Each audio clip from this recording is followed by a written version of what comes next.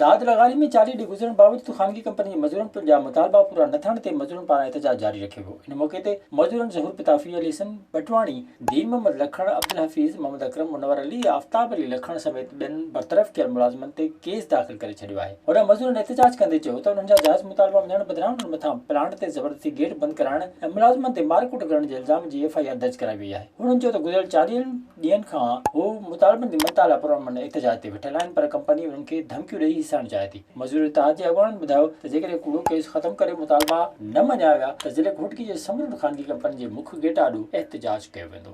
40 ॾींहं थी विया आहिनि, पूरो मुनो एहतजाज असांजो हले थो पियो, ॾींहुं राति हले थो पियो। असांजा जेके आहिनि 50 खां 55 मज़दूर बिला जवाज़ आहिनि कढिया आहिनि ऐं असां ते जेको आहिनि FIR बि कराइनि था पिया, कूड़ा केस बि दाख़िल कराइनि था पिया।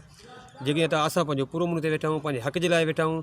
असांखे 10 खां 11-12 साल थी विया आहिनि इन इदारे में ड्यूटी कंदा पिया आहियूं। विज़िट कयो अवामी आवाज़ मीडिया ग्रुप जी वेबसाइट awamiawaz.pk